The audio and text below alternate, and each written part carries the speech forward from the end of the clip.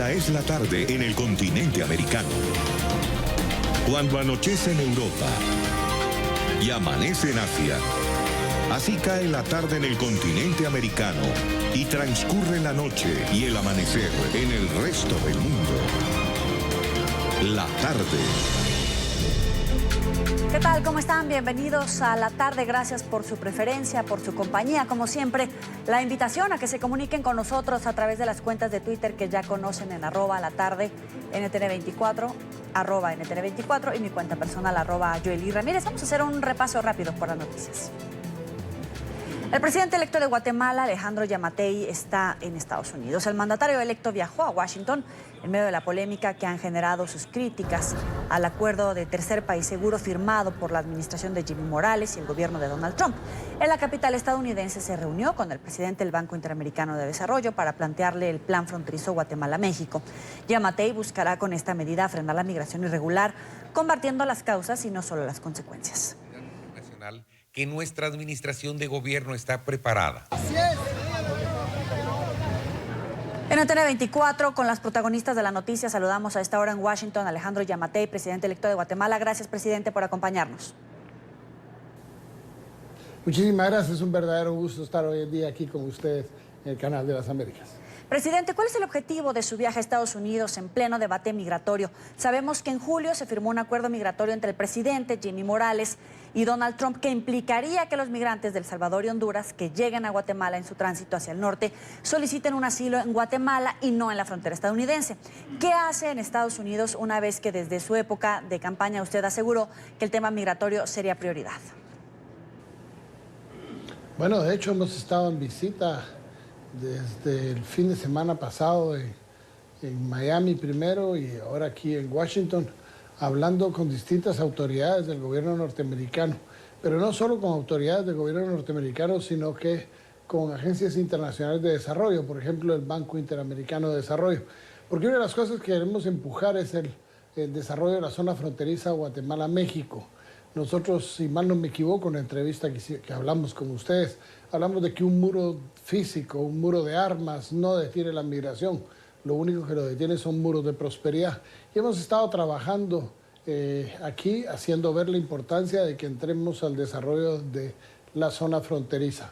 Una de las cosas que vamos a impulsar con el gobierno mexicano, de hecho leemos ya cuando siendo candidato, fuimos al Senado y al Congreso mexicano a hablar al respecto, y hoy ya lo vamos a hacer oficialmente en los próximos días al juntarme con el presidente López Obrador para que desarrollemos esos muros de prosperidad en la frontera como una forma de parar la migración.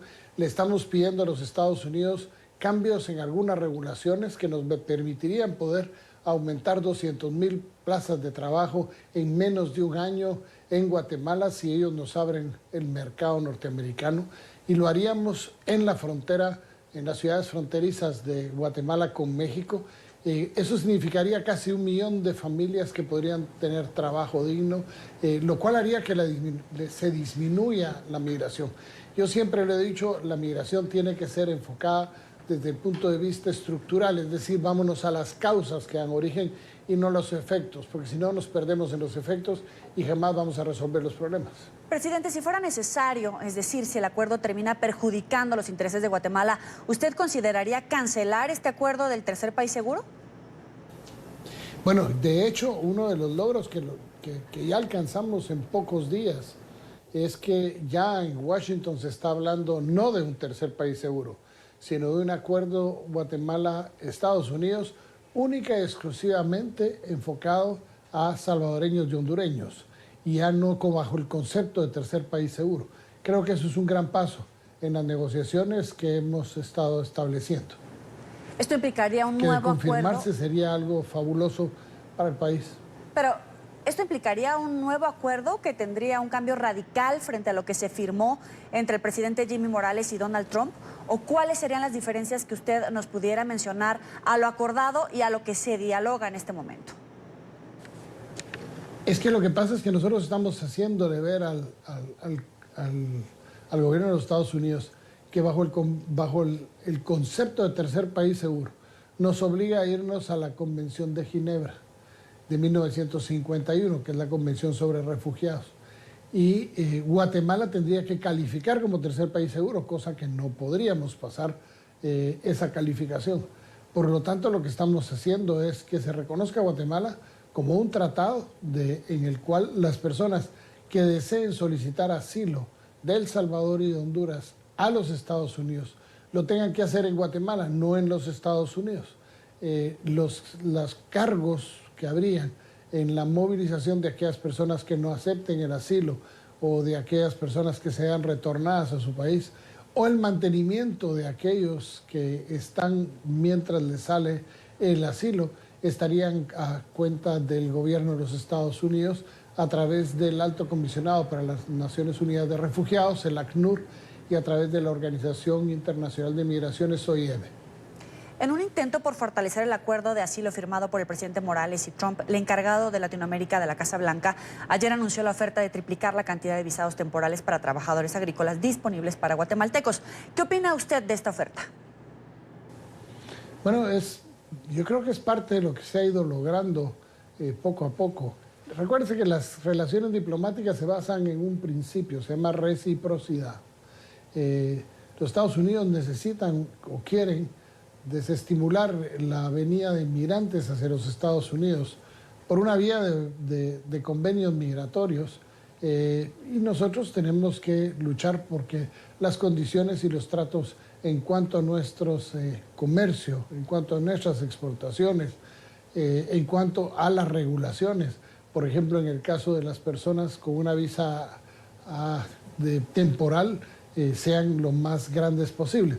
Hay un mercado muy grande de mano de obra para guatemaltecos en forma regulada aquí en los Estados Unidos para trabajar en el campo y en la construcción. De hecho, tenemos un programa que así existe desde hace muchos años con el Canadá, en donde las personas van y están de 6 a 9 meses en el Canadá y retornan. Y ha sido un programa muy bueno, de buen alcance. Es una migración controlada y simple y sencillamente la gente va, trabaja y regresa, lo cual es correcto. Si nosotros lográramos contratar o colocar en los Estados Unidos, en varios estados podríamos colocar entre 50 y 60 mil personas muy fácilmente, eso disminuiría la presión que hay sobre la migración ilegal hacia los Estados Unidos. Entramos en materia con lo que me decía al principio de la entrevista. Su plan es frenar la migración irregular combatiendo las causas y no solo las consecuencias. ¿Cómo lograrlo? Bueno, de hecho, el plan de desarrollo fronterizo Guatemala-México que estamos estableciendo conlleva la constitución de un banco de inversión para dicha zona, en donde declarando una zona económica especial, la zona fronteriza, podamos principiar el tratamiento de los problemas que hay de infraestructura, de generación de empleo, de generación de electrificación para que tenga la suficiente potencia para poder instalar ahí las industrias y poder exportar desde esa zona binacional hacia distintos puntos del mundo. Con eso estaríamos mejorando no solo el tema de tener una zona franca grande en toda la frontera Guatemala-México, sino que entraríamos en proceso de desarrollo rural muy serio para que podamos atender los problemas que tienen y en procesos de agroindustria que son tan indispensables para darle un valor agregado a los productos y que los campesinos puedan ganar más exportando directamente.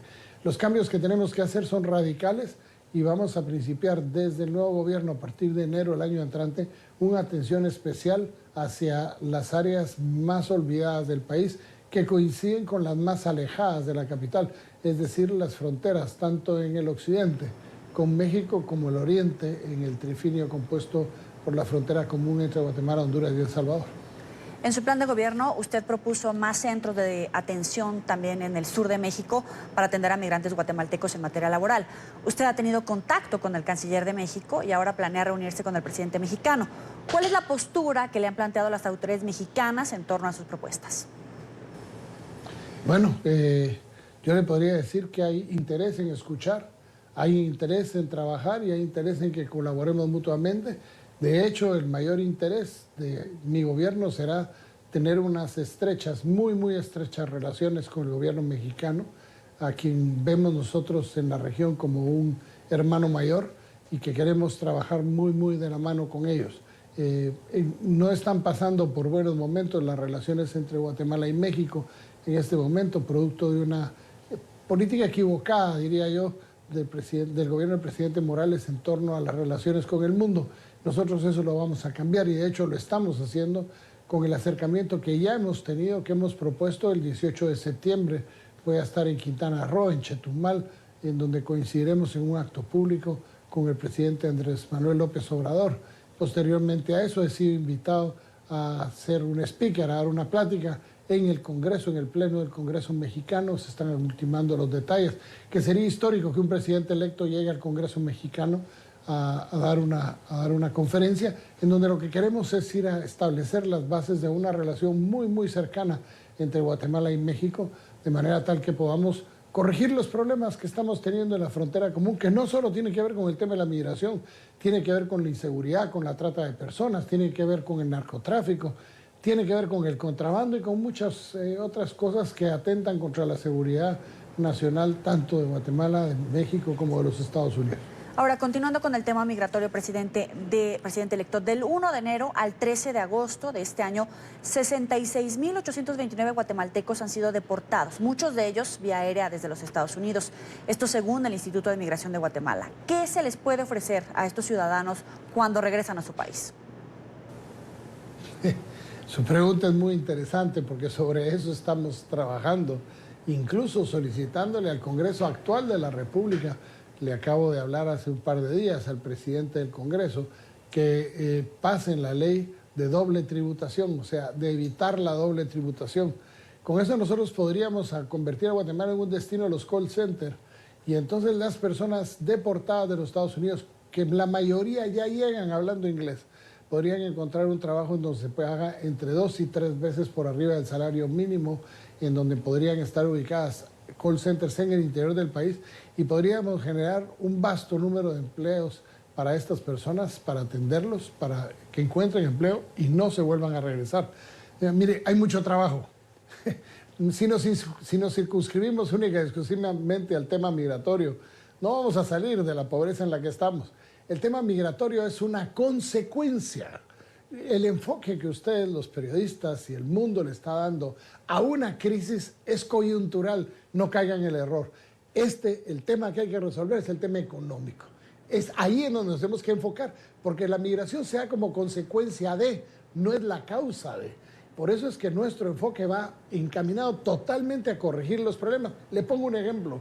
Si yo logro que el Congreso de la República, y ojalá mis amigos en el Congreso de la República actual de Guatemala estuvieran viendo esta entrevista, pasan de urgencia nacional la ley contra la doble tributación, nosotros estaríamos recibiendo al día siguiente solicitudes de más de 6 países de atender viajes entre Guatemala y el resto del mundo, con lo cual haríamos que creciera el mercado turístico exponencialmente en 2 aeropuertos, el Aeropuerto Internacional del Mundo Maya en Petén y el Aeropuerto Internacional de la Ciudad Capital. O sea, tenemos soluciones, pero tenemos que trabajar en las soluciones. La desidia con la que ha sido enfrentado el problema económico del país, eso ha traído como consecuencia lo que estamos viviendo hoy, el tema migratorio. Pero si nos enfocamos solo en hablar de la crisis migratoria, si nos enfocamos única y exclusivamente en atender esa coyuntura y no voltearnos a ver a las causas que dan origen al problema, vamos a seguir en una crisis permanente. Y nuestro gobierno quiere enfrentar la crisis solucionando de fondo el problema y no cayendo en el juego de la presión por simple y sencillamente ganarse una elección en otro país, como podría ser lo que está sucediendo, y entiendo perfectamente la posición del gobierno de los Estados Unidos y no la critico lo más mínimo, pero nuestro juego es totalmente distinto. Nuestro juego es lograr que el desarrollo humano en el país se dé. Tenemos poco tiempo, 4 años, sí, para mejorar las condiciones de Guatemala y haber sentado las bases sobre la construcción de una Guatemala distinta, que es lo que queremos hacer. Pero por supuesto que esto influye en las elecciones presidenciales de Estados Unidos del próximo año. ¿Cree usted que el presidente Trump se vale del tema migratorio para hacer campaña y ser reelegido? Pero mire, los políticos se valen de los problemas que tienen. Y yo lo entiendo, lo respeto y lo comprendo y no lo critico. Cada quien es libre de hacer su campaña como lo considere justa y correcta. El tiempo le dará a uno la razón a través de los votos que tenga. Así que si quiere, cambiemos de tema, porque nos centramos en el tema migratorio. Y es que ese no es el problema. El problema es mucho más serio que eso. El problema es altos índices de nutrición. Por ejemplo, en la zona fronteriza Guatemala-México, en donde hay un municipio como Tacaná, otro como Tajumulco, uno como Concepción Tutuapa, en el área de San Marcos, en donde los índices de nutrición de nuestros niños superan el 75-80% de los niños con algún grado de nutrición crónica.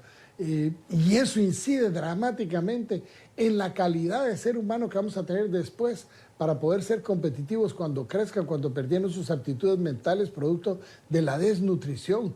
Y no le estamos poniendo realmente atención a esos problemas que inciden, vuelve otra vez a ver los efectos de lo que estamos viviendo. Pero las causas, esas causas malignas por la desidia, por la exclusión, por la marginación social que ha vivido esta gente a lo largo de miles, de cientos de años, es lo que hoy estamos viviendo. Y tenemos que sentar las bases hoy, definitivamente, para ver las cosas desde una perspectiva, una óptica totalmente distinta. Vamos a hablar de lo que ha resuelto entonces en las últimas horas un tribunal de Guatemala. Ha absuelto a José Manuel Morales y a Samuel Morales Cabrera, hijo y hermano del presidente Jimmy Morales, por un caso de defraudación al Estado que se investigaba. La resolución de las Cortes, yo no me meto en ella, somos una república, las Cortes son parte de un tercer poder del Estado y yo soy respetuoso de las resoluciones judiciales. Ahí no me meto. El que no esté de acuerdo con una resolución judicial puede acudir a los órganos competentes para apelarla y ese es un problema de juzgados, de cortes, que yo pues no tengo que ver absolutamente nada. Lo que sí le puedo decir es que nosotros vamos a enfrentar el tema de la corrupción de una manera totalmente distinta. De hecho, parte de las conversaciones que estamos teniendo en los Estados Unidos es la presentación de la Comisión Nacional contra la Corrupción y la Impunidad en Guatemala. Tenemos que atender el fondo del problema. De nuevo, vámonos. El ACICI hizo su trabajo, para algunos bien, para otros mal, para unos medio bien, para otros medio mal, pero realmente no corrigió el problema. Porque meter a la cárcel a los corruptos es correcto. Eso es un problema de las Cortes y es correcto, y hay que hacerlo. Pero cuando usted tiene un sistema que crea corruptos, en donde usted agarra a una persona, la mete a la cárcel por corrupción y al día siguiente ya apareció alguien más ocupando el puesto, haciendo lo mismo y cobrando más caro. El problema es que tenemos un sistema que alimenta la corrupción. Nadie ha atendido al sistema, nadie ha corregido el fondo del problema. Y el fondo del problema es que Guatemala tiene un sistema arcaico en la administración pública, en donde mucho se basa en la discrecionalidad del funcionario y del empleado público, que deciden que sí y que no, bajo su criterio, en donde los sistemas y procesos de la automatización y sistematización de los procesos no se dan porque no ha habido conveniencia que se den, porque le quitaría esa discrecionalidad a los funcionarios, en donde no se ha querido corregir, por ejemplo, los graves problemas en los puertos del país, en donde simple y sencillamente sigue imperando la evasión y el contrabando como una norma y no como una excepción, porque las personas designadas para esos puestos muchísimas veces son parte de favores políticos o de favores de campaña y no necesariamente las mejores personas para resolver los problemas. O más aún, al no haber querido nombrar ya una autoridad nacional portuaria, de manera que en lugar de tener 4 puertos con 4 leyes distintas, tengamos una sola ley con una sola autoridad que maneje los puertos técnicamente y en donde podamos entrar en procesos muy serios como los que hemos planteado en la visita a Washington de la certificación de los puertos en un trabajo en conjunto para luchar contra la corrupción, para luchar contra la evasión, el tráfico de drogas, tráfico de armas, etcétera, junto con el gobierno de los Estados Unidos, porque lo que no queremos nosotros es certificar nuestros puertos. Entonces, lo que hay que entrarles al sistema, que es el que está viciado.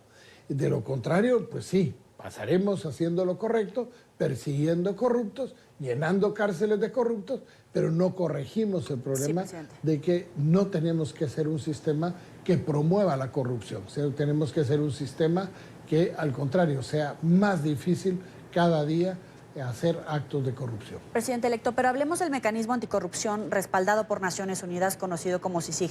Desde su creación en 2007, la CICIG enjuició a 3 expresidentes, más de 600 altos funcionarios en el país por varios delitos, desde lavado de dinero, lazos con el crimen organizado, hasta malversación de fondos. El presidente Morales expulsó a esta comisión del país. ¿Usted piensa traer nuevamente esta comisión a Guatemala? Y yo no voy a defender al presidente Morales porque ya está grande para defenderse, se lo prometo. No tengo nada que ver con él. Pero él no expulsó a la CICIG. Él dio por finalizado un mandato que ya se vencía. Lo que hizo fue no renovar el mandato y mandar una carta diciendo, miren, señores de Naciones Unidas, no vamos a renovar el mandato de la CICIG. En ningún momento vino y expulsó a la CICIG. Él no renovó el mandato. Esos son dos temas totalmente distintos, porque pareciera como que la expulsión se da violando un acuerdo que existía entre Naciones Unidas y Guatemala. Ahí sí yo le puedo decir que la aseveración de que él expulsó a la CICIG no es la correcta. El mandato se dio por finalizado. Es cierto, metieron a 3 expresidentes a la cárcel, metieron a más de 600 funcionarios, acusaron a un montón de gente, asesinaron gente, la CICIG asesinó gente equivocadamente, como el caso de Pavel Centeno, el exministro de Finanzas, que muere en un enfrentamiento con la CICIG, y no era él al que buscaban, era otra persona. Tuvieron personas en la cárcel, le puedo decir a una persona de apellido Sack, lo tuvieron en la cárcel 18 meses por ser de apellido Sack, porque en las escuchas ellos oían y decían Sack aquí, Sack allá, pero el Sack que ellos se referían no era un apellido, sino que era a las siglas del sistema de administración aduanera centroamericana, y entonces se llevaron preso al que no era y lo tuvieron 18 meses en la cárcel. En este tema podríamos pasarnos horas hablando sobre casos positivos y casos negativos de la CICIG. Ese no es el caso. El caso es que qué bueno que metieron a 3 expresidentes a la cárcel, qué buenísimo que hayan metido a más de 600 funcionarios, de los cuales muchísimos ya están libres. Qué malo que no hayan perseguido a un Alejandro Sinibaldi, y pregúntele al señor comisionado de la CICIG por qué razones no lo persiguió. Qué malo que no hayan querido perseguir el caso Odebrecht, por ejemplo, y que pregúntele al señor comisionado por qué no persiguieron a los del caso Odebrecht, o qué malo que no hayan querido investigar las relaciones que hay prácticamente de crímenes de lesa humanidad en el tratamiento de la compra de medicinas falsas, en la que se está involucrando a figuras del Instituto Guatemalteco de Seguridad Social en Guatemala, con una agencia internacional de Naciones Unidas, y que simple y sencillamente se han hecho los tuertos en relación a esos casos. Y qué malo que no lo hayan hecho. Y sería bueno que se lo pregunten al comisionado Velázquez, que de cara que va para afuera nos contestara por qué no ha querido entrar a esos temas. Pero es correcto, metieron a mucha gente a la cárcel, pero le insisto, metieron por el caso La Línea de defraudación aduanera al expresidente Otto Pérez, a la exvicepresidenta Roxana Valdetti y a muchos funcionarios de los puertos, y qué bueno que lo hicieron, pero al día siguiente esa línea había sido sustituida por otra línea que estaba cobrando el doble de caro, porque cuando la gente preguntaba, mire, ¿y ahora por qué tan grande es la mordida? Decían, porque el riesgo aumentó. O sea, realmente no se corrigió el problema. O sea, mandar el mensaje de combate a la impunidad y a la corrupción. Sí. O sea, mandar el mensaje de combate a la corrupción es parcialmente bueno, metiendo a la cárcel a los corruptos, pero no aumentaron las penas en caso de la corrupción y simple y sencillamente no se corrigieron los problemas. O sea, el problema sigue estando ahí. El problema de la generación de un sistema político que crea corruptos, ese es el que hay que atacar. Pero entonces en su mandato la CICIG no vuelve. Es que no puedo. Mire, el mandato se acaba el 3 de septiembre, ya en 2 semanas. ¿Sabe usted cuánto tiempo se llevó llegar a la CICIG, firmar el acuerdo entre los dos gobiernos, ser reconocido por el Congreso de la República y su implementación? ¿Sabe usted cuánto tiempo se llevó? Se llevó 6 años. Mi mandato dura 4. Si yo arranco con otra vez a tratar de armar otra CICIG en Guatemala, porque no puedo extender algo que ya se venció, No se puede extender un mandato que ya se venció, hay que hacer un nuevo mandato. Obligaría a otra vez ese largo camino de burocracia, ya no solo nacional, sino internacional también. Entonces, nosotros no podemos perder el tiempo en el combate a la corrupción. Eso es a lo que voy yo. O sea, yo no encuentro el esquema de la CICIG. Y simple y sencillamente, ¿qué es lo que tengo que hacer? Abrir un esquema sobre el cual corrija los problemas de fondo, agarre a los corruptos, los meta a la cárcel y demos eso que los guatemaltecos estamos esperando, resultados específicos. No solo para meter a la gente a la cárcel, sino para asegurarnos que no vayan a haber más corruptos. Y ahí es en donde nuestro trabajo se va a enfocar. Ahora, si yo me voy a quedar rascándome la barriga 4 años, esperando a que Naciones Unidas, el Congreso de la República, todo el mundo se ponga de acuerdo en el mandato nuevo de la CICIG, para mientras habré perdido el tiempo y la corrupción seguirá imperando. Y nuestro compromiso es luchar contra la corrupción. Presidente, como candidato usted prometió combatir la inseguridad en Guatemala con acciones drásticas como revivir la pena de muerte, tratar a las violentas pandillas como terroristas y construir nuevas cárceles. ¿Por dónde va a empezar? Yo no voy a restablecer la pena de muerte. La pena de muerte está establecida, es constitucional. Lo que pasa es que no se aplica. Sí, pero dicen que hay vacíos legales para aplicar la pena de muerte. Yo no la voy a restablecer. No hay ningún vacío. No hay ningún vacío legal. Se han habido algunos presidentes que se han hecho los papos en aplicarla. Y es sencillo, han llenado las cortes con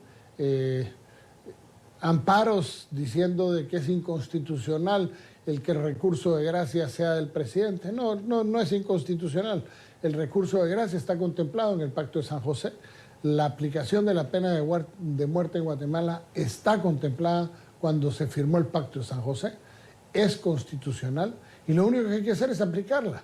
A mi despacho, si algún juez me manda una solicitud de que se aplique la pena de muerte y se llenaron todos los requisitos, incluyendo la casación y todas las distintas instancias judiciales que hay, y me llega, yo tengo 2 opciones: o doy el recurso de gracia o no doy el recurso de gracia.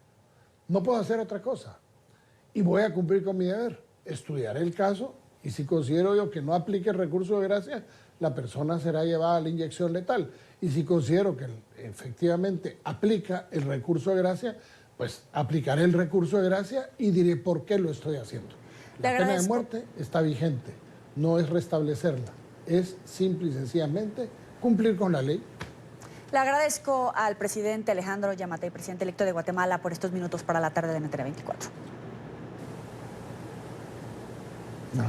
A usted muchas gracias. Ahí nos vemos. Hasta luego.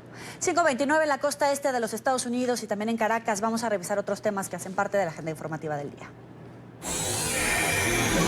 ¿Qué noticia? Un nuevo apagón masivo en Venezuela. Nuevamente gran parte del país se quedó sin suministro de energía eléctrica. Tanto en la Gran Caracas, zona metropolitana de la capital, como en otras 11 entidades, la luz falló. Según reportan algunos usuarios a través de redes sociales, se ha comenzado a restablecer en algunas zonas, aunque dicen que el servicio es intermitente. A través del Twitter, el presidente interino Juan Guaidó responsabilizó al régimen por la situación. Nuevo apagón que ha afectado a 11 estados producto de la catástrofe generada por años de corrupción e indolencia. El régimen se convirtió en un verdadero desastre y ha pretendido hacer lo mismo con el país. No nos vamos a acostumbrar a noticias como estas todos los días. Noticia Brasil, donde se vivieron más de 3 horas de tensión por una toma de rehenes en el estado de Río de Janeiro. El secuestrador subió a un autobús armado y con galones de gasolina amenazó con prenderle fuego al vehículo. Luego de 3 horas de infructuosas negociaciones, un francotirador de la policía abatió al hombre que mantuvo retenidos a 37 pasajeros. Cercado por policiais, un ônibus da Galo Branco. Momentos de angustia se vivieron en el puente Río Niterói en Río de Janeiro. Minutos antes de las 6 de la mañana, un hombre secuestró este autobús que cruzaba la bahía de Guanabara con 37 personas a bordo. El sujeto obligó al conductor a atravesar el bus en medio del puente, obstaculizando el paso de otros vehículos. Policía, ejército, agentes antiexplosivos y personal médico llegó hasta el lugar. A las 6:19 minutos liberó a una mujer.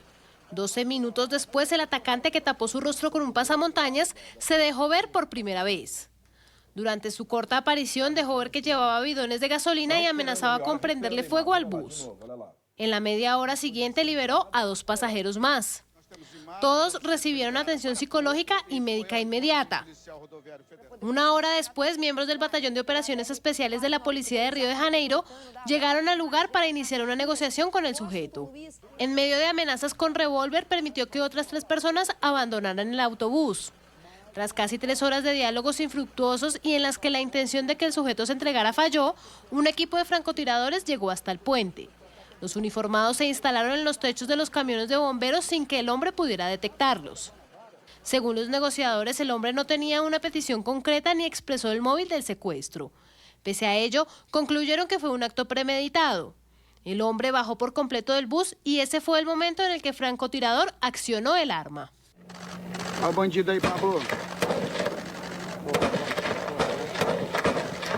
Fueron 6 disparos los que se escucharon en el puente. El secuestro había terminado. El presidente Jair Bolsonaro felicitó a las fuerzas de seguridad por su impecable trabajo. Felicitaciones a la policía de Río de Janeiro por la acción exitosa que puso fin al secuestro de autobuses en el puente entre Niterói y Río. El criminal fue neutralizado y no hay rehenes heridos. Hoy no llora la familia de un inocente.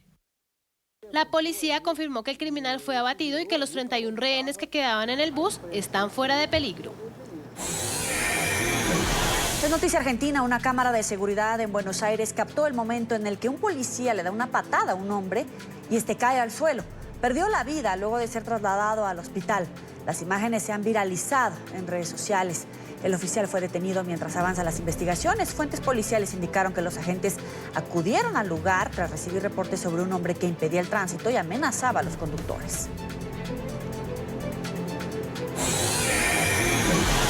También es noticia en Argentina el movimiento en el gabinete de Mauricio Macri en medio de la crisis que atraviesa Argentina. Esta mañana el presidente juramentó a su nuevo ministro de Hacienda, Hernán Lacunza, luego de que este fin de semana Nicolás Dujovne presentara su renuncia al cargo. Con el nombramiento, el gobierno iniciará la cruzada para fortalecer su economía luego de una oscura semana para los mercados financieros tras la derrota oficialista en las pasadas elecciones primarias. Argentina intenta paliar la crisis que atraviesa luego del revés que sufrió el oficialismo en las elecciones primarias.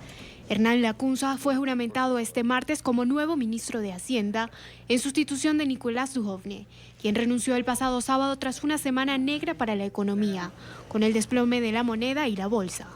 Lacunza se desempeñaba hasta el momento como ministro de Economía de la provincia de Buenos Aires y fue además gerente del Banco Central entre 2005 y 2010. Macri, quien aspira a reelegirse en los comicios generales de octubre, le pidió a Lacunza que abra puentes de diálogo para reducir la incertidumbre. Que en cada decisión que vayas a tomar en los próximos meses siempre tengas tu foco en cuidar a los argentinos. Y no te lo pido como candidato a presidente, en una especulación política. Te lo pido claramente como presidente cuyo foco y el de todo el equipo que ahora vos has pasado a integrar tiene que estar puesto en morigerar cualquier costo que pueda tener este proceso electoral sobre la vida diaria de todos nosotros en los próximos meses. Lacunza, por su parte, prometió estabilizar el mercado cambiario. De hecho, uno de sus principales retos será convencer al Fondo Monetario Internacional de desembolsar un crédito de $56.000 millones que ya había sido pactado con el gobierno para cumplir este objetivo. Todo lo que pasa en los mercados, las volatilidades de los mercados terminan repercutiendo en el bienestar del ciudadano de a pie. Así que estabilizar el tipo de cambio es lo mejor que podemos hacer por las familias de menores ingresos y de ingresos medios, que son las que menos posibilidades tienen de preservar sus ahorros frente a esa volatilidad o ver erosionado su poder adquisitivo por la inflación asociada a los saldos cambiarios. El recién designado funcionario deberá hacer frente a un país que se encuentra en recesión, con 32% de pobreza y una inflación anualizada de más de 50%, según datos oficiales, mientras deberá tomar acciones para garantizar la tranquilidad de los mercados. Deberá además retomar la confianza nacional e internacional, en especial después de que el fin de semana las calificadoras de riesgo Fitch y S&P rebajaron la calificación de las emisiones de deuda argentina, lo que indica posibilidades de default o cesación de pagos. Argentina vivió la semana pasada los días más convulsionados en los últimos años. Es noticia el aumento de la crisis migratoria en aguas italianas. 10 migrantes del grupo de 100 que están a bordo del barco de la ONG Open Arms se lanzaron este martes al mar en un intento desesperado por llegar nadando a la isla de Lampedusa. El gobierno español anunció que recogerá a los migrantes a bordo del barco humanitario que lleva 19 días cerca de la isla italiana y los llevará a un puerto en Mallorca. El gobierno de España anunció medidas para tratar de solucionar el drama humanitario que se vive en aguas italianas. El presidente Pedro Sánchez enviará un barco militar para recoger al grupo de alrededor de 100 migrantes que ocupan el barco de la ONG Open Arms y trasladarlos a un puerto español. El buque audaz de la Armada Española, listo para navegar esta tarde hacia la isla de Lampedusa y asistir al Open Arms y a sus ocupantes, acompañará a la embarcación hasta el puerto de Palma, en Mallorca. Con esta medida, España resolverá esta misma semana la emergencia humanitaria. Italia no ha permitido el desembarco de los migrantes que llevan 19 días a bordo, aunque se dio un acuerdo entre 6 países europeos para acogerlos. Inicialmente, el gobierno italiano había ofrecido trasladar a los migrantes hasta el puerto español que ofreció el gobierno de Sánchez. Sin embargo, para concretar el ofrecimiento, exigió que a la embarcación se le retirara la bandera española y este permanezca en costas italianas sin poder navegar en el Mediterráneo. Es que es absolutamente inconcebible e inaceptable que, habiéndose puesto de acuerdo varios países de la Unión Europea en recibir a las personas que van a bordo del Open Arms, el señor Salvini, con una finalidad exclusivamente electoral, esté incumpliendo lo que tiene que ser un mínimo común denominador de la Unión Europea. Y en medio de las tensiones entre Italia y España, el desespero se ha incrementado en los migrantes a bordo del barco. 10 de ellos se lanzaron al mar este martes en un intento por llegar nadando a la costa de Lampedusa a 800 metros de distancia. Muchas de las personas rescatadas sufrieron abusos horribles durante muchos meses en Libia. Fueron rescatados por la Guardia Costera italiana. El barco Open Arms ha estado esperando cerca del puerto de Lampedusa, pidiendo llevar a la mayoría de los migrantes a tierra. La organización benéfica dice que la situación a bordo es de desesperación y que algunos migrantes han mostrado actitudes suicidas. Seguimos en España, donde continúa activo el incendio que afecta desde el pasado sábado a la isla de Gran Canaria. Las autoridades lo califican como el peor desastre natural del país de los últimos años. Solo en 3 días se han quemado más de 12.000 hectáreas y han sido evacuadas 9.000 personas. Este es un informe de Marcelo Moncayo desde Madrid. Hola, ¿qué tal? Saludos para ustedes en la tarde, amigos televidentes. El incendio que está afectando a la isla de Gran Canaria ya está remitiendo, pero todavía no está completamente controlado. Esto ha obligado a que se sigan evacuando a las personas que hasta este momento ya superan las 9.000. El incendio que continúa afectando a la isla de Gran Canaria ya ha sido catalogado como uno de los peores desastres naturales de España y el peor incendio de los últimos 6 años. Si bien el flagelo está remitiendo, aún no está controlado y ya son más de 12.000 hectáreas quemadas y más de 9.000 personas han tenido que ser evacuadas en los últimos 3 días. Casi 500 de estas personas permanecen en los albergues habilitados. Son personas que han tenido que ser desplazadas de casi la mitad de la isla. 10 municipios han tenido que actuarse en ellos para que personas abandonen sus viviendas por el riesgo de este incendio. Hay zonas en donde los bomberos todavía no pueden entrar para intentar controlar el incendio desde tierra, por eso es imprescindible garantizar la seguridad de los ciudadanos. A algunos de ellos se les ha permitido regresar a sus casas por pocos minutos para recoger algunos de enseres personales y sobre todo para alimentar a sus animales. Ahí varios han podido constatar que sus viviendas están todavía en buen estado. Pues ya hubo que desalojar porque ya el fuego se estaba metiendo. De todas maneras, tenemos buena noticia porque está mantenido y no ha entrado en el barrio. Eso es la buena noticia. Y la mala noticia, pues, fue el desastre que hay, ¿no? Me tocaron que tenía que desalojar, que tenía que salir inmediatamente porque el fuego venía bajando y sobre todo el humo. Y había muchísimo calor. Según los primeros balances preliminares, ya son más de 2.000 infraestructuras afectadas entre viviendas, cobertizos y otro tipo de construcciones. Algunas autoridades consideran que los incendios forestales pueden descontrolarse debido a las condiciones climáticas y al abandono de los montes, que acumulan maleza y suciedad, materiales que son altamente inflamables. Televidentes de la tarde, y en lo que va de este año, hasta el pasado 11 de agosto en este país ya se han quemado casi 60.000 hectáreas de terreno, eso sin contar todas las que se están quemando en este momento en la isla de Gran Canaria. Este es el informe para la tarde. Marcelo Moncayo, NTN 24, Madrid. Primera pausa de la tarde. Recuerde seguirnos en las cuentas de Twitter, las tienen en su pantalla, @NTN24, @NTN24B, mi cuenta personal, @Joely Ramírez. Al regreso, la Comisión Interamericana de Derechos Humanos verifica la situación de los migrantes que permanecen en la frontera entre México y Estados Unidos. Una delegación inició hoy una visita de trabajo a las ciudades de San Diego y Laredo, donde hay varios albergues establecidos para los ciudadanos centroamericanos. Los funcionarios revisan las condiciones de recepción de la frontera, el acceso al asilo, los procedimientos de protección internacional y las condiciones de detención migratoria en las que permanecen miles de ciudadanos. Precisamente nos acompaña Esmeralda Arosamena, presidenta de la Comisión Interamericana de Derechos Humanos y relatora sobre los derechos de la niñez. Gracias por estar con nosotros. Bienvenida. Un saludo para todos. Presidenta, ¿sobre qué alertas van a trabajar en esta visita que apenas inicia? Bueno, mira, yo quiero partir de destacar la importancia de la historia de nuestra misión aquí en San Diego, en Estados Unidos.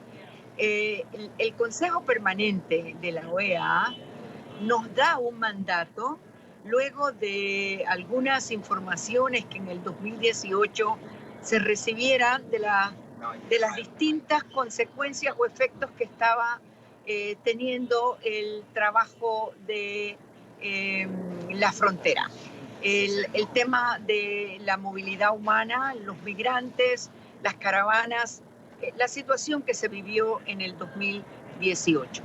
Y en este mandato, el Consejo Permanente le dice a la Comisión, le encomienda la labor de investigar, de recoger información, de realizar esta visita precisamente para evaluar los efectos de las distintas medidas que en materia migratoria se estaban dando en los Estados Unidos. Entonces, partiendo de ese mandato, nosotros hemos logrado, luego de un trabajo de coordinación con las autoridades correspondientes, para hacer esta visita, para recoger información y preparar precisamente una documentación que debemos también presentar al Consejo Permanente de cómo evaluamos la situación de las medidas adoptadas en el término de atender las solicitudes de refugio y asilo, y de cómo este procedimiento podía estar afectando los derechos humanos de las personas migrantes. Muy particularmente, en mi condición de relatora para los derechos de la niñez, el tema de la situación de los niños separados de su familia y qué procedimientos, qué estrategias tiene el Estado, el gobierno para atender esta situación, que es una situación de crisis para resolver. Y en esa línea de trabajo estamos desarrollando esta visita acá en San Diego, y luego nos trasladamos a Texas, entonces en la frontera con Texas. Pero ¿sobre qué información parten sobre los refugiados y asentamientos de migrantes centroamericanos? Bueno, mira, es una información que precisamente estamos recabando. Vamos a visitar unos albergues, vamos a visitar un centro de retención, y lo que hemos logrado hoy a través de estas entrevistas que ya hemos logrado es tener precisamente una oportunidad de contar con esos datos. No tenemos hoy todos los datos en firme. Es un proceso en el que estamos. Hay unas indicaciones de que se están cruzando, están solicitando asilo unas 17.000 personas, el procedimiento para alcanzar una entrevista en corte, el trabajo de si son detenidos o no son detenidos.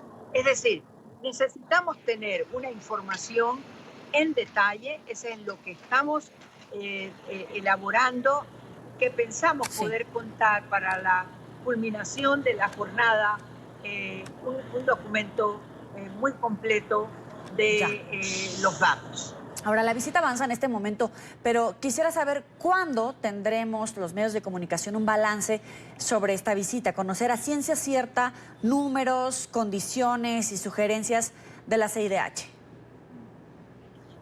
Claro, inmediatamente que concluimos, nosotros vamos a tener un comunicado, va a ser un comunicado muy completo, precisamente para darnos esta oportunidad de recoger toda la información.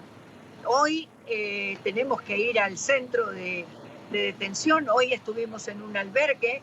En la mañana tuvimos la oportunidad de tomar algunos testimonios de las experiencias vividas por una familia. Entonces, estamos en esta documentación de información.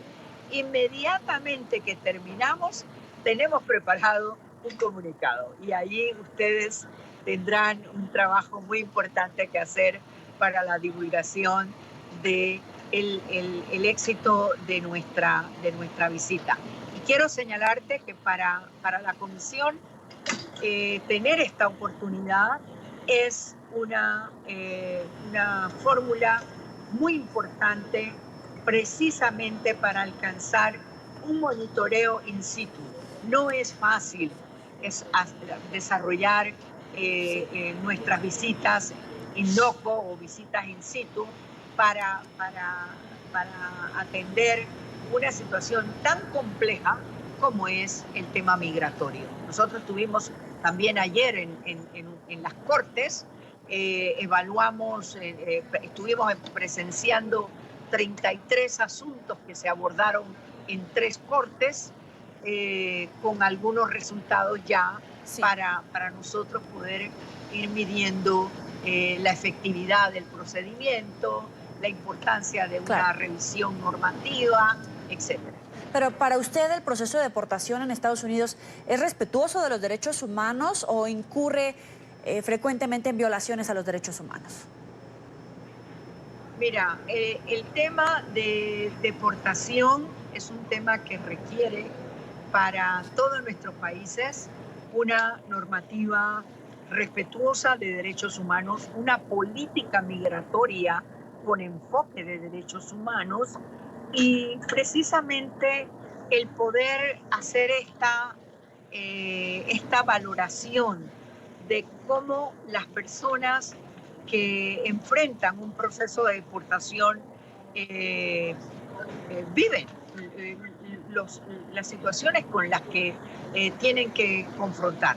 Además de la deportación está el tema del regreso a puntos de frontera como es México, por ejemplo.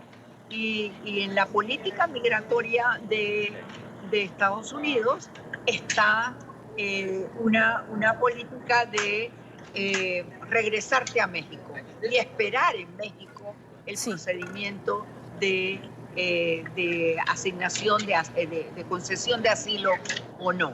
Entonces, son procesos que de no cumplirse los estándares interamericanos, y esa es nuestra responsabilidad, hacer una valoración de que en estos procesos haya un respeto a los estándares interamericanos para el cumplimiento de los mismos. Pero incluso el propio gobierno mexicano ha dicho que está rebasado. ¿Usted prevé que México tenga que reubicar a estos migrantes en otros estados más allá de la frontera norte y en todo caso hacia la frontera sur? Mira, nosotros tenemos esta visita también coordinada con México. no la vamos a poder hacer inmediatamente que terminamos acá por razones técnicas, pero nosotros tenemos que también ir a las fronteras de México para hacer también una evaluación de cómo están las condiciones de este proceso precisamente de permanecer en México y lo que representa también para México poder atender las miles de solicitudes de asilo que están en curso. Un dato que nos decían en el día de ayer, que había una lista de más de 99,000 personas para distribuir esta lista en la lista de espera de asignación de una audiencia. Usted puede imaginar lo que representa tanto para las personas como para la respuesta que en procedimiento deberán darse. Y justamente, según el último reporte oficial, la crisis en la frontera entre Estados Unidos y México, la que usted señala, es la peor, o es más bien peor, a la crisis migratoria que se vive en Venezuela. ¿A qué se debe? Bueno, no tanto como que sea peor la de acá que la de Venezuela, porque esa no es la idea. La idea es una valoración de... Son situaciones distintas, eso es una realidad.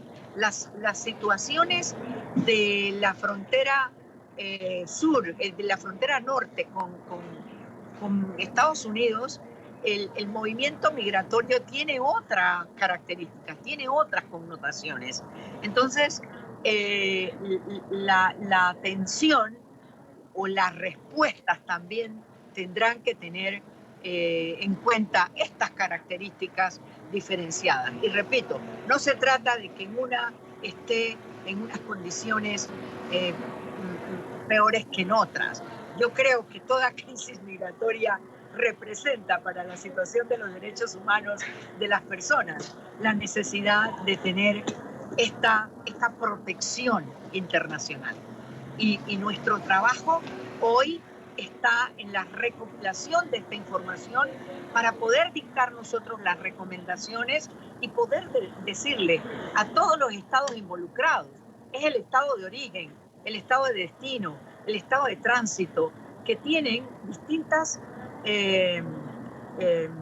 obligaciones internacionales que cumplir. Y nuestra responsabilidad está en esta línea. Toda situación de crisis migratoria va a tener un contenido de crisis humana, de afectación de la humanidad misma, de los seres humanos. Ahora, el presidente Trump ha hablado de una política de carga pública que afectará a los migrantes que ya están en Estados Unidos. ¿Usted cree que la crisis de migrantes llegará a niveles nunca antes vistos? Bueno, yo quiero decirte que hoy el continente americano, los ciudadanos de nuestro continente, todos nosotros, tenemos que estar conscientes de lo que representa hoy la crisis migratoria en sus diferentes características, porque lo que nos está expresando es que nuestra gente no está desarrollando su vida como debe desarrollarla.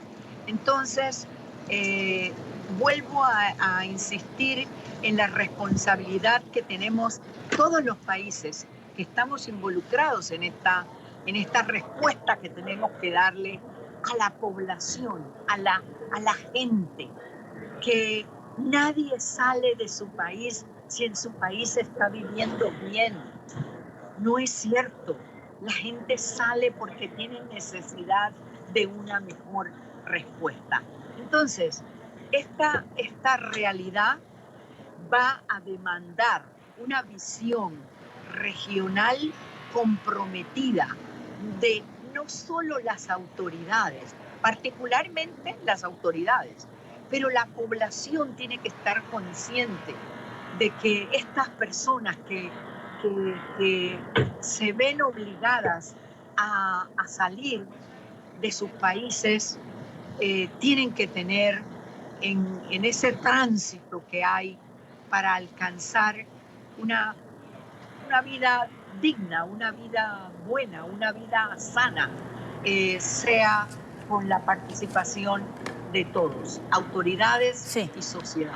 ¿Hasta qué punto el presidente Donald Trump es responsable de los hechos de violencia contra migrantes en Estados Unidos por ataques de odio? Bueno, mira, no nos corresponde a nosotros hacer un estimado de una precisión o un juzgamiento de la responsabilidad que se tiene por X o Y. El tema es, los responsables somos todos. Hay una responsabilidad humana y aquí la medición del nivel de responsabilidad que cada uno tiene corresponderá precisamente a cada uno de nuestros países. Y los ciudadanos tenemos que ser los juzgadores de quién es el responsable en nuestro país de estas situaciones lamentables. Le agradezco a Esmeralda Arosemena, presidenta de la Comisión Interamericana de Derechos Humanos y relatora sobre los derechos de la niñez. Gracias por estos minutos. Bueno, gracias a ti por la oportunidad y a tu público. Muy bien. Hasta luego, buena tarde. Avanzamos. Menos de un mes después de abandonar el tratado de desarme con Rusia, Estados Unidos anunció haber realizado con éxito su primera prueba de un misil convencional de medio alcance desde la Guerra Fría. Tras el ensayo, Rusia y China denunciaron una escalada militar y el riesgo de una activación de la carrera armamentística. Estados Unidos anunció el lunes haber realizado con éxito su primera prueba de un misil convencional de medio alcance desde la Guerra Fría. La prueba tuvo lugar el domingo a las 14:30 locales en la isla de San Nicolás frente a la costa de California, en el oeste del país. El Pentágono precisó que el proyectil, una variante del misil de crucero de ataque Tomahawk, alcanzó con precisión su objetivo tras más de 500 kilómetros de vuelo y que los datos recabados servirán para el desarrollo de nuevas armas de medio alcance.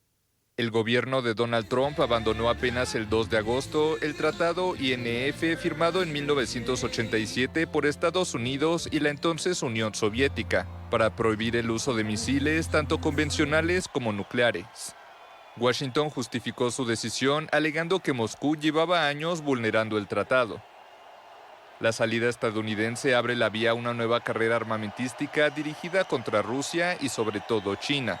El presidente ruso Vladimir Putin culpó a Estados Unidos del final del tratado durante su visita a Francia y aseguró que el Kremlin no desplegaría armas nucleares de medio y corto alcance mientras los sistemas estadounidenses no fueran desplegados. Estados Unidos ha trasladado nuevamente su tensión con Irán al campo diplomático. El secretario de Estado, Mike Pompeo, dijo que es necesario detener a Teherán en su propósito de crear desorden en Oriente Medio. Declaración que hizo subir la temperatura en la sesión especial del Consejo de Seguridad de la ONU, convocada esta tarde en la ciudad de Nueva York. Alejandro Rincón tiene toda la información, como siempre. Un gusto saludarte. Muy buena tarde.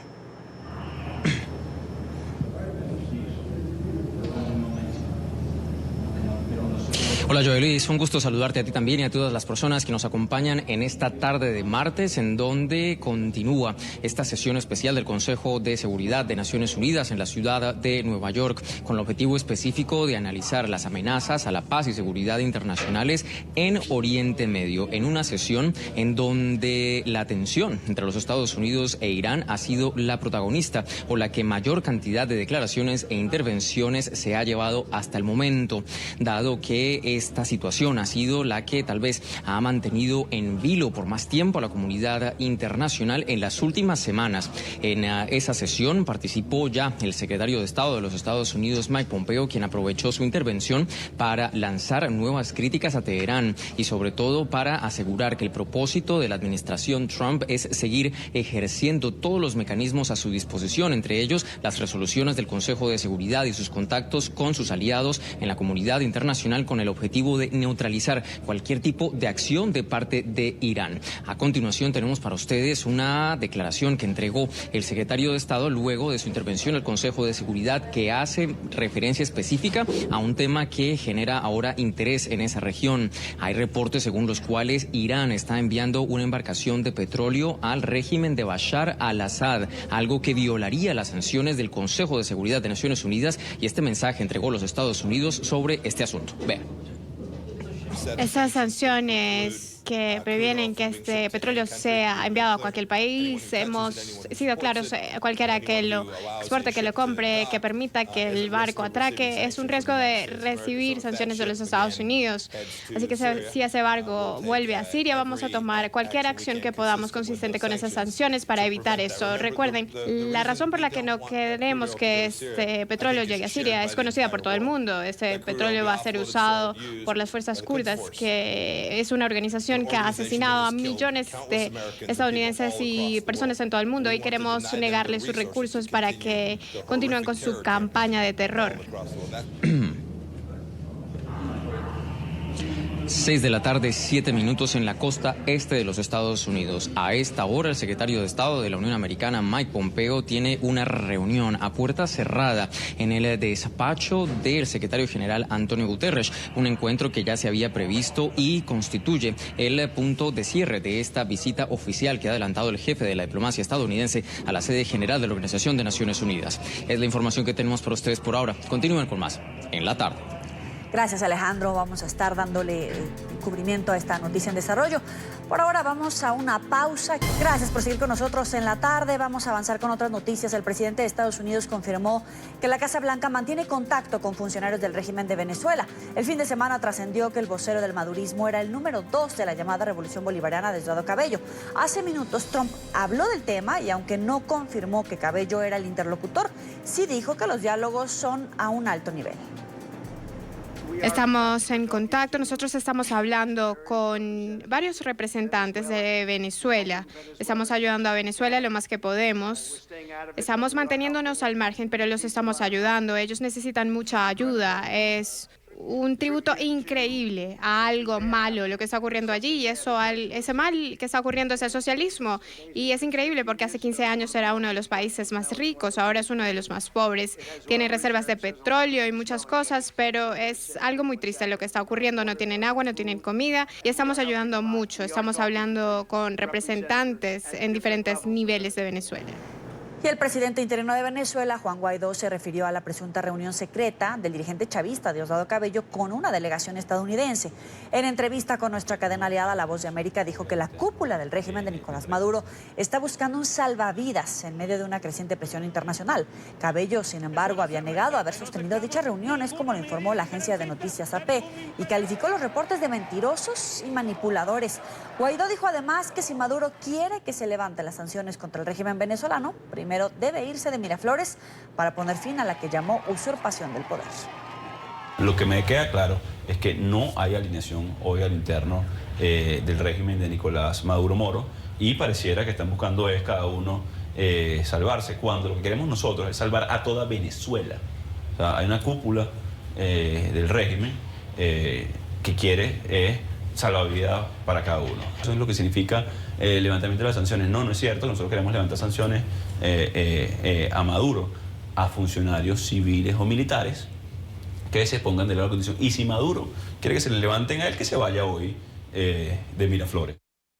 Y en la sesión de hoy en la Asamblea Nacional, Guaidó aseguró que para acercar al régimen, representantes de su gobierno se reunirán con la administración de Estados Unidos con la finalidad de continuar ejerciendo presión. Hola, buenas tardes. El presidente encargado de Venezuela, Juan Guaidó, aseguró que la salida a la crisis venezolana debe ser a través de unas elecciones legítimas y en las que el pueblo pueda confiar, con organismos que sean restablecidos y reconfigurados para un tema democrático. Ha señalado que esto debe ocurrir tras el intento de robo de unas elecciones presidenciales del año 2008 que han puesto a Venezuela en la coyuntura que hoy vive, tanto de crisis interna como de presión internacional. A esta crisis nos trajo precisamente el que se pretendieron robarse una elección en el 2018, lo cual no aceptó el mundo y no aceptaron los venezolanos. Juan Guaidó confirmó que hay nuevas conversaciones para alcanzar una salida electoral en Venezuela y aseguró que esto no debe causar sorpresa, pues presionan por todas las vías posibles para lograr una transición legal. En los espacios donde nos sentemos, donde nos aproximemos, donde luchemos, como en la calle, donde protegemos nuestros activos, donde se ejercen sanciones a violadores de derechos humanos y corruptos, vamos a participar en torno a una gran estrategia. Así que no nos tiene que tomar por sorpresa ninguno de estos elementos puestos, lo hemos venido diciendo muy claramente desde el principio de año. Ante esto, desde la Asamblea Nacional rechazaron la gira de Delcy Rodríguez por Rusia y aseguraron que no permitirán la presencia de buques militares de ese país en aguas nacionales. Pretende apoyar un régimen usurpador, una tiranía que en el mundo entero es conocida como violadora de los derechos humanos. Yo creo que Rusia tiene que entender que debe estar del lado de la verdad. Hemos dicho claramente desde el Parlamento Nacional que nosotros no hemos aprobado ningún tipo de incursión de buques de guerra rusos a territorio nacional, lo cual implicaría una grave violación a la soberanía nacional. Entiendo que quieren hacer de esto un show para hacerse ver acompañados, amparados en un supuesto convenio técnico de hace algunos años. También criticaron que en México hayan aceptado las credenciales de Francisco Arias Cárdenas como embajador de Maduro y explicaron que su nombramiento no solo es ilegal, sino también inconstitucional, pues no fue aprobado por el Parlamento venezolano.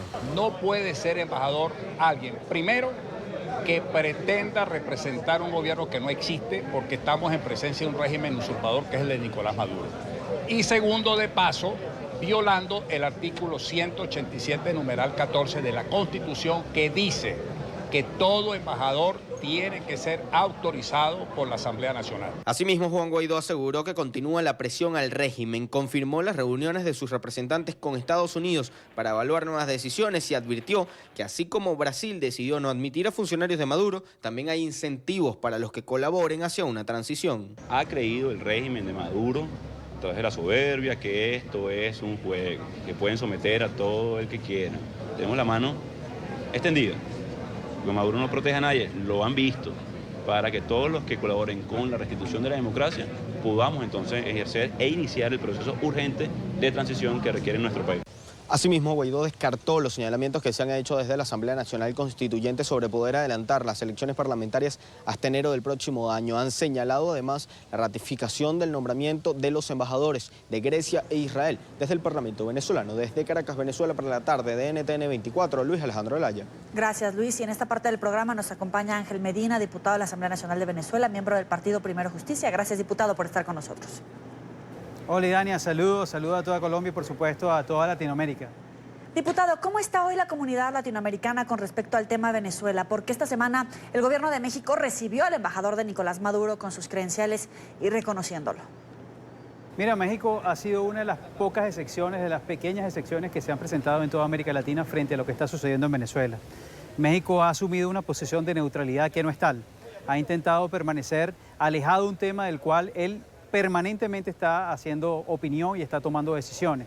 Lo que ha hecho con la representación o con aceptar las cartas avales de Francisco Arias Cárdenas no es más que parte de esa pequeña sección que se viene presentando en América Latina, pero que sin duda alguna no deja de tener una importante influencia dentro de la región. Acordémonos que México forma parte del grupo de contacto, que México ha intentado por otras vías distintas a las del Grupo de Lima también colaborar o coadyuvar y reconocer de una forma u otra la enorme crisis que está viviendo Venezuela. Pero al final, te repito, México, así como otros pocos países de América Latina, forman las excepciones frente a la enorme crisis que es reconocida ya por todo el mundo, la que estamos viviendo y padeciendo en Venezuela. Sí, pero así como ocurre esta decisión en México, también ocurre la de Brasil de no permitir el acceso a funcionarios de Maduro. ¿Hay polarización el día de hoy entre los países por la situación de Venezuela? Mira, lo primero es que es muy difícil contrastarlas, porque la gran verdad es que una enorme mayoría, como decía anteriormente, es una enorme mayoría de los gobiernos y del pueblo latinoamericano que está claro y consciente de lo que está sucediendo en Venezuela. Y esa enorme mayoría de gobiernos y de pueblos latinoamericanos y de pueblos del mundo democráticos están actuando de manera firme y contundente para provocar mayor presión a fin de que Venezuela salga de este atolladero, de este padecer que estamos lamentablemente atravesando todos los venezolanos. Así que no forma parte ni es posible contrastar la posición de México con Brasil, porque a Brasil lo acompaña el Grupo de Lima, que son casi todos los países de la región, porque Brasil también está en la misma tónica que está en la Alta Comisionada de Derechos Humanos, o como lo está la Unión Europea, o como lo está el gobierno de los Estados Unidos, o en fin, como lo están todos los países democráticos del mundo buscando de una forma u otra, por todos los medios posibles, desde el punto de vista diplomático, que en Venezuela se produzca una elección verdaderamente libre. Estas últimas semanas han sido muy movidas con respecto a las decisiones internacionales sobre la situación de Venezuela.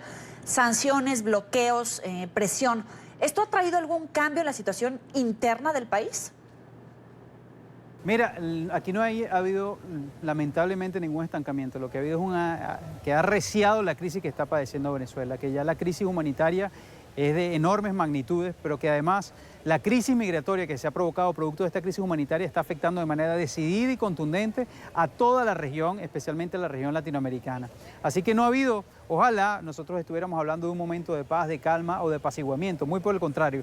Lo que ha habido es una profundización de la enorme crisis, producto de un modelo que se niega a salir en Venezuela, producto de un modelo que tranca la posibilidad de que cada uno de los venezolanos pueda decidir de manera libre, de que cada uno de nosotros pueda, a través de un mecanismo de decisión, poder determinar el futuro de nuestra nación. Y eso, mientras eso sucede, mientras eso siga estancado, mientras eso siga preso por parte de quienes hoy lamentablemente están en el poder, por supuesto, la crisis se va a seguir agravando y la respuesta de la región va a seguir siendo cada vez más contundente.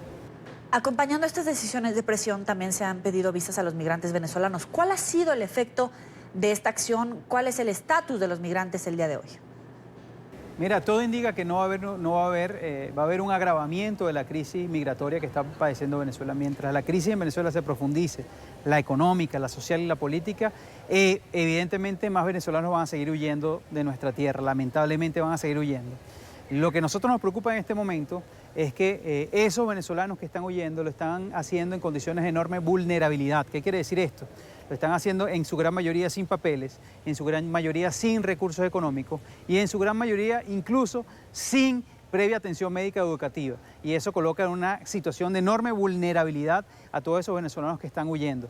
Por supuesto, agradecer a la comunidad internacional que ha puesto dedicada atención y hemos hecho también las exigencias, como lo han hecho varios países de América Latina, que se incrementen los recursos para atender esta situación y, por supuesto, para aminorar la situación de vulnerabilidad. Acabamos de ver, por ejemplo, cómo el presidente Iván Duque otorgó nacionalidad a más de 24.000 niños. Es un paso importante para generar garantías y generar derechos a todos esos venezolanos que están huyendo.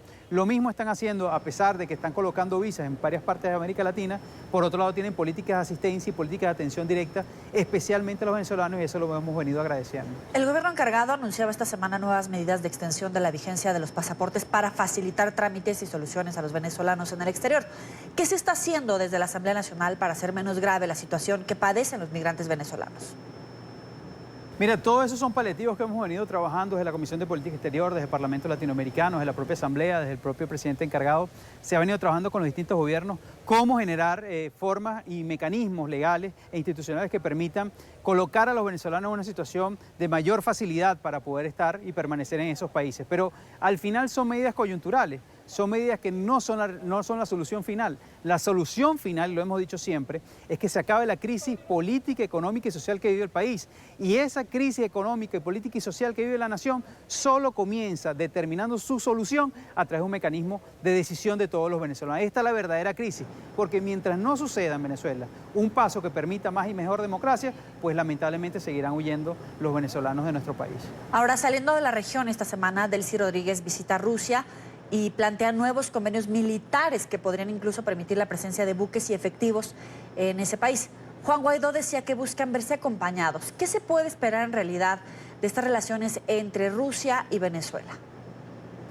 Mira, lo primero que hay que entender es que es uno de los pocos países que ya solamente puede visitar quienes lamentablemente están en el poder, ya que casi que se cuentan con los dedos de la mano los países a los cuales ellos pueden ir y en los cuales son relativamente bien recibidos. Digo relativamente porque la verdad es que las últimas reuniones y los últimos encuentros, las últimas acciones que ha hecho Risa no son tan decididas a favor de quienes hoy lamentablemente están en el poder, como lo está haciendo China, no son tan decididas. Ahora, no sé qué esperar, no sabemos evidentemente qué es lo que puede venir de esta visita de la señora Delcy Rodríguez a Rusia. Lo que sí nosotros sabemos es que seguimos presionando por todos los frentes internacionales para que en Venezuela se produzca una solución definitiva a la crisis política que estamos padeciendo los venezolanos.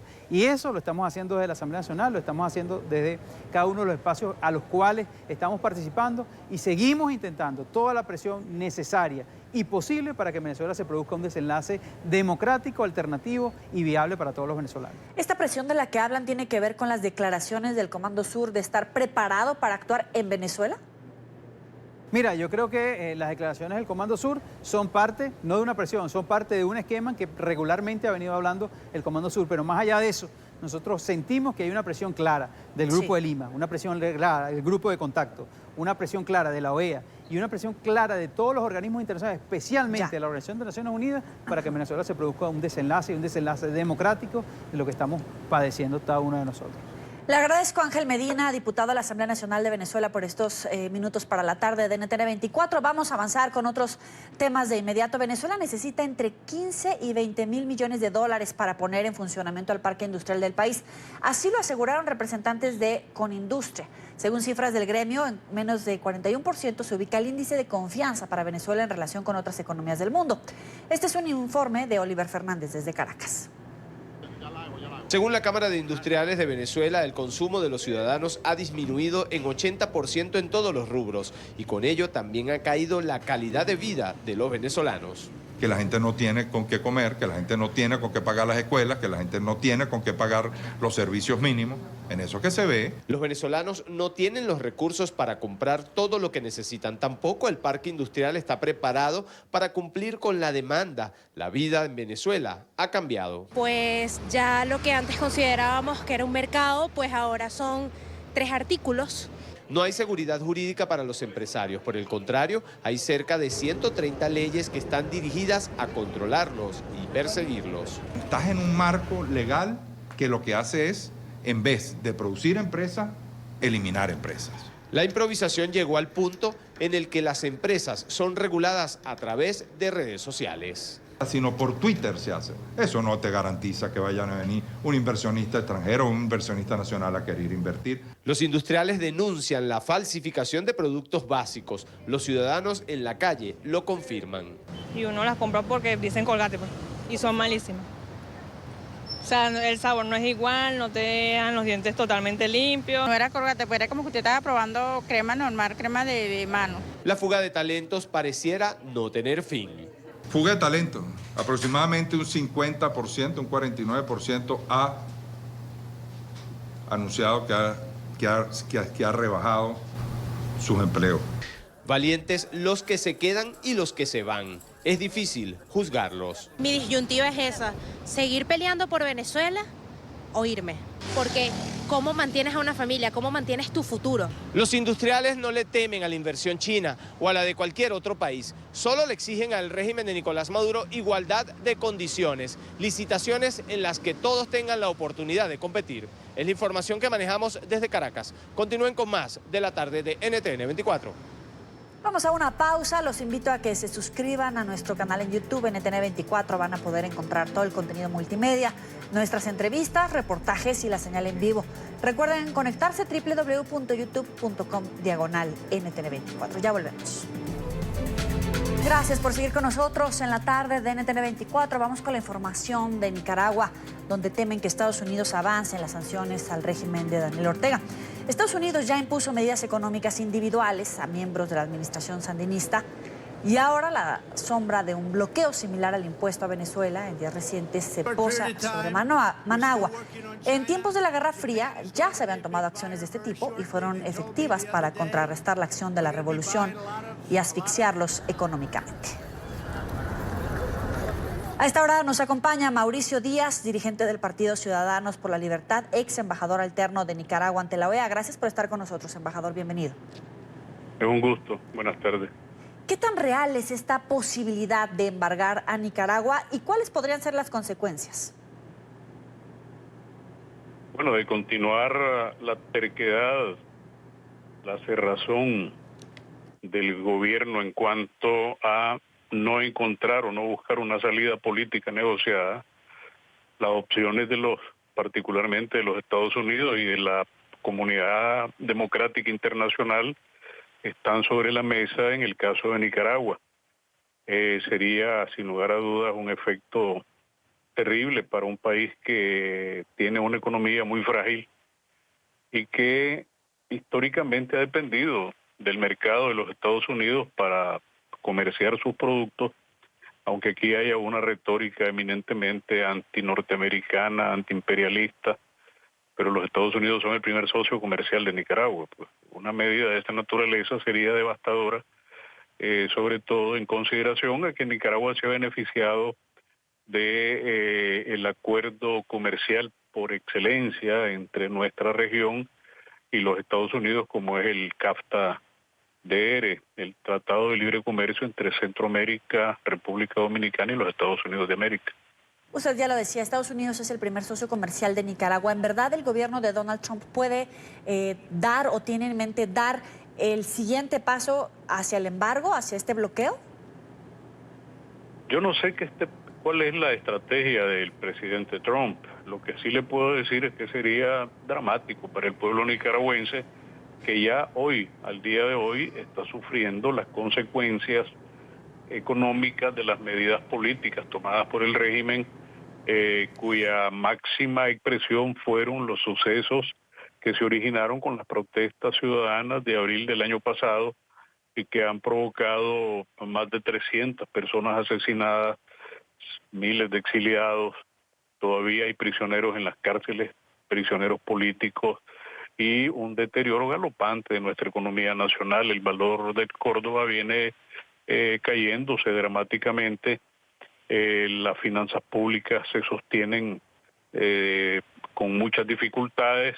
El gobierno lo que está haciendo es aplicar más impuestos, con impuestos absolutamente dañinos para un país que históricamente ha vivido de la exportación de sus productos agrícolas, de la exportación de la carne bovina y sobre todo de las remesas, ¿verdad? Nicaragua recibe arriba de los $1.000 millones de remesas que provienen fundamentalmente de los Estados Unidos de América, Costa Rica, Europa y algunos países del Istmo Centroamericano. ¿Daniel Ortega está en posición de negociar algo en este momento? Mire, yo creo que para desgracia nuestra, de los nicaragüenses, pareciera que el señor Ortega no quiere negociar nada, pues, y se ha aferrado a un modelo de represión, de terror desde el Estado, con una lógica de guerra, es una especie de guerra desde el gobierno contra su propio pueblo, utilizando la Policía Nacional como un instrumento de represión, de amedrentamiento, y detrás el ejército, pues que siempre en última instancia termina sirviéndole al poder orteguista, al de la familia. Ellos tienen los recursos suficientes, multimillonarios, sobre todo provenientes de la cooperación petrolera venezolana, porque la herencia que le dejó el señor Chávez a Nicaragua es una nueva dictadura familiar y pretendidamente dinástica que ha acumulado miles de millones de dólares que benefician a la familia y al grupo alrededor. Mientras tanto, el pueblo nicaragüense sigue viendo cómo terriblemente su nivel de vida, las condiciones económicas se les vienen deteriorando, el problema de salud, el problema de medicinas, el problema de los servicios públicos que cada vez son más caros, el problema de la canasta básica, todos estos problemas son un acumulado que están provocando que mucha gente en Nicaragua esté pensando mejor cómo emigrar, pues el país no le da ninguna seguridad, sobre todo a los matrimonios jóvenes, a los que tienen niños, a los que tienen que pensar en el futuro de sus descendientes. Entonces estamos pasando una coyuntura terriblemente angustiante porque no se ve ninguna señal propositiva del lado gubernamental de volver a la mesa de diálogo para buscar una salida política negociada que pasa por la necesidad de realizar elecciones generales adelantadas para que sea el pueblo nicaragüense el que decida quién quiere que lo gobierne y que no sea un modelo de gobierno autoritario, autárquico, fundamentado en las fuerzas de las bayonetas, de las armas. El poder nace del fusil, dicen los marxistas históricos. Parece que esa es la premisa que se pregona y que tratan de imponer o de mantener en nuestro país, bajo una lógica terrible, pues porque significa que al que no le gusta que se vaya y al que le gusta que se aguante, que se quede en Nicaragua, que agache la cabeza, que se olvide de sus derechos constitucionalmente consagrados, como el derecho a la movilización pacífica, la existencia de organizaciones políticas que compitan por el poder de manera periódica para garantizarle la alternabilidad. En otras palabras, siento que lo que aquí se pretende instalar es un modelo casi una especie de sultanato, pues verdad, eso es terrible para el destino de Nicaragua. Y entonces, ¿qué caminos les queda? Porque si se alarga el diálogo, parece que solamente es oxígeno para el presidente Daniel Ortega, pero si se endurecen las medidas, los más afectados son los nicaragüenses, y otros advierten que tampoco es la vía militar de una guerra civil, justamente por el costo para los nicaragüenses. Entonces, ¿qué camino queda? Mire, es un escenario terriblemente complejo porque todavía faltan muchos factores que deben de definirse. Solo le voy a dar un ejemplo, pues. El gran capital nicaragüense que se benefició de la política de alianza con el gobierno en la época en que las divisas caían del cielo provenientes de los petrodólares venezolanos, ese sector va a ser determinante en el país a la hora de que tome una decisión realmente crucial, final. Hasta el momento el gran empresariado parece todavía aguantar las reglas del juego económico que le impone la dictadura en nuestro país. Y por otro lado, yo no veo tampoco, como efectivamente usted lo acaba de mencionar, a alguien que esté pretendiendo volver a la lucha armada como en la época de la Guerra Fría. El pueblo nicaragüense está desesperado porque la comunidad internacional nos ayude, pero también la comunidad internacional tiene sus límites. Y siento que Nicaragua puede ser el gran test de prueba de la comunidad, de los organismos que conforman el sistema interamericano de derechos humanos, de la OEA, Naciones Unidas, porque hemos visto tantas resoluciones, recomendaciones, reuniones, sí, exhortos, exhortativas, y el gobierno parece autista, pues no escucha, no oye, no toma nota, no toma en serio ninguna propuesta, no parece interesado en una solución civilizada. Le agradezco al embajador Mauricio Díaz, dirigente del Partido Ciudadanos por la Libertad, ex embajador alterno de Nicaragua ante la OEA. Gracias por estos minutos para la tarde. A ustedes, muy amables. Vamos a una pausa y volvemos. Islanda despidió simbólicamente su primer glaciar afectado por el cambio climático. Activistas y científicos inauguraron una placa en homenaje a Okhokul, glaciar que padeció los efectos de este fenómeno. En la ceremonia hicieron un llamado para actuar en contra del calentamiento global. Homenaje al primer glaciar desaparecido de Islandia.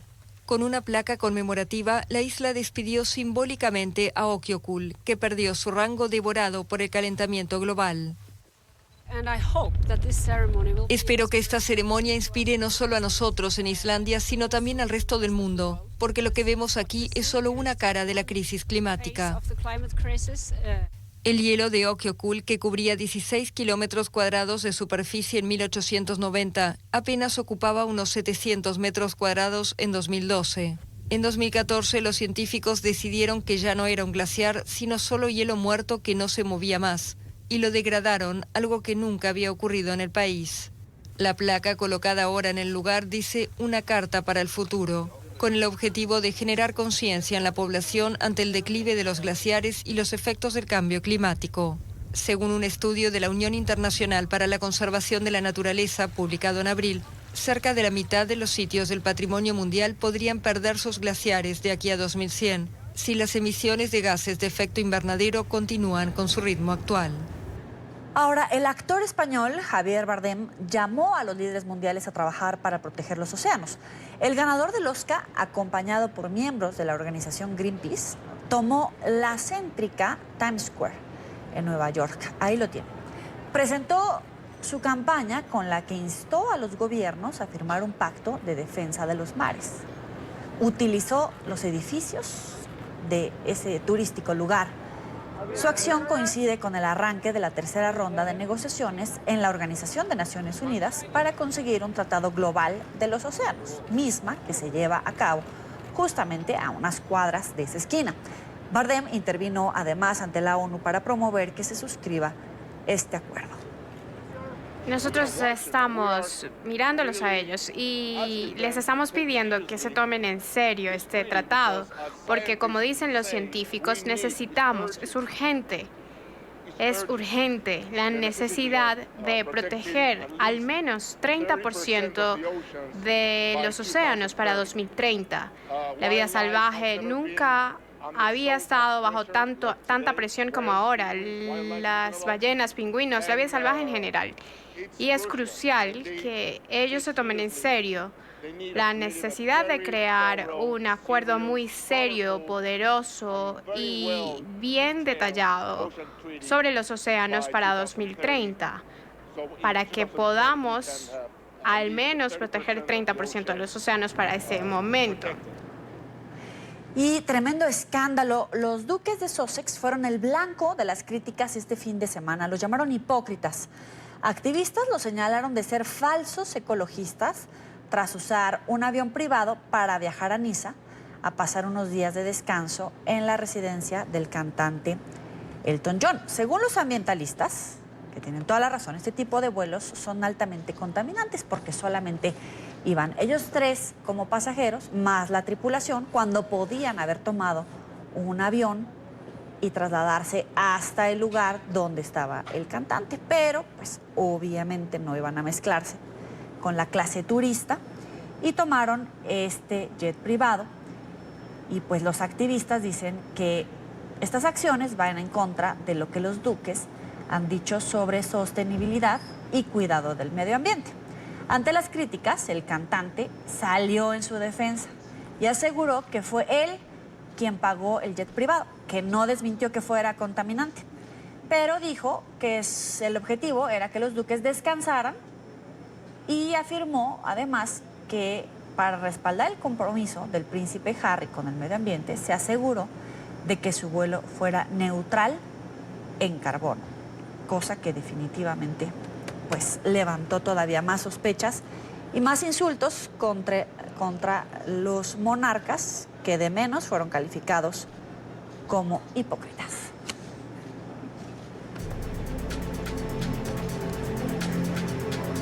Ya llegamos al final de la tarde. Les recordamos que nos pueden seguir en las cuentas de Twitter y de Instagram. Estamos como @NTR24 y en mi cuenta personal @Joely Ramírez Journalist. Ahí vamos a compartir toda la información, las noticias en desarrollo. En mi caso personal siempre comparto las entrevistas que hacemos en este programa y si no también en las cuentas de Twitter y de Instagram de @NTR24, así como en la página de internet o en youtube.com/NTR24 pueden descargar las entrevistas completas que hemos hecho durante este programa, la entrevista con el presidente de Guatemala y todas las noticias que les hemos presentado, no sin antes invitarlos a que estén con nosotros. Ya viene el programa a la noche y a continuación los esperamos en el informativo. Pásela muy bien.